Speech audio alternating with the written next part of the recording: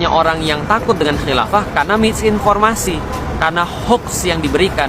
Di situ kita sampaikan bahwa justru penguasa yang sekarang ini adalah pemberi hoax yang paling besar. Kenapa? Karena khilafah itu distigmatisasi negatif.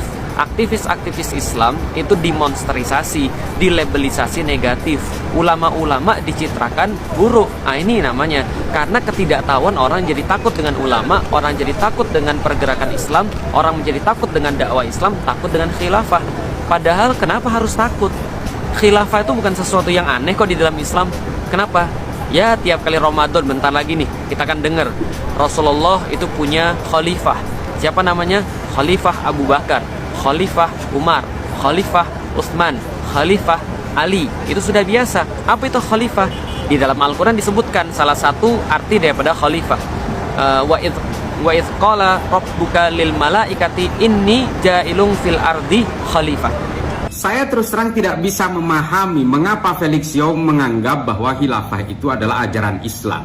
Saya kira Felix harus belajar sejarah soal ini. Coba bayangkan, setelah Nabi Muhammad wafat, bahkan jenazahnya belum dimakamkan, konflik antara kaum muhajirin dengan ansor sudah terjadi. Karena mereka berdebat siapa pengganti Nabi.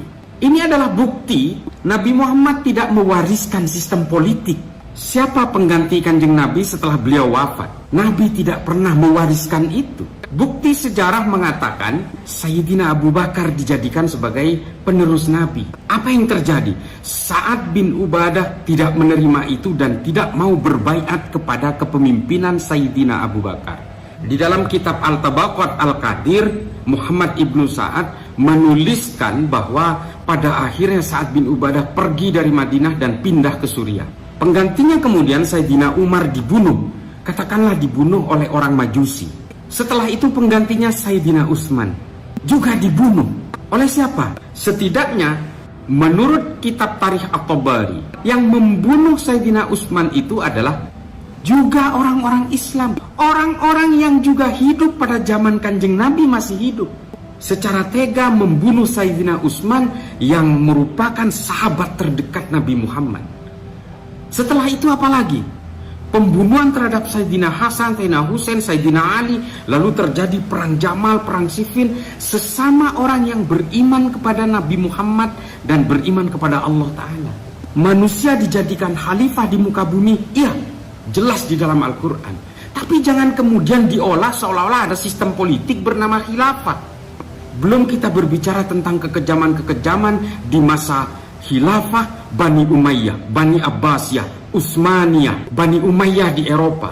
Kakak membunuh adiknya, adiknya membunuh kakaknya.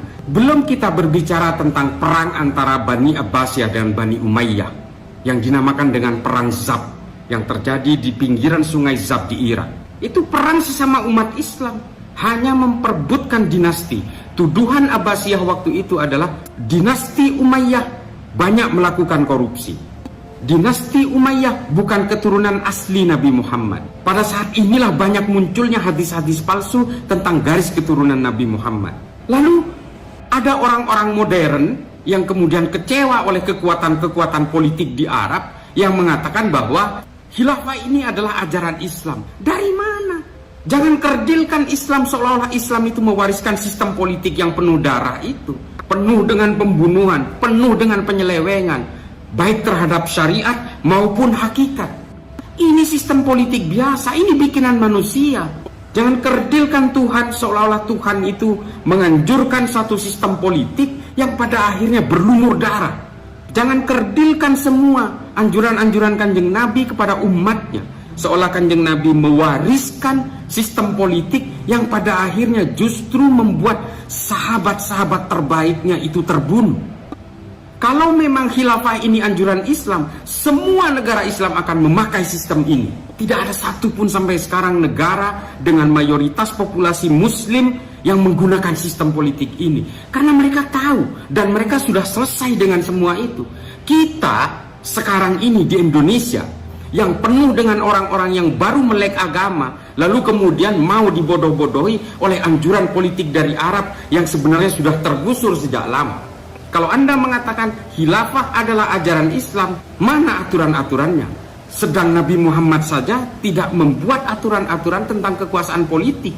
Jadi tolong kepada seluruh umat Islam di Indonesia, jangan mau dibodoh-bodohi oleh Hizbut Tahrir seolah-olah kepentingan kekuasaan mereka itu dilegalisir oleh agama. Jangan mau hanya dibodoh-bodohi oleh postulat politik yang datang dari Arab, sementara di Arab sendiri tidak ada yang mau pakai.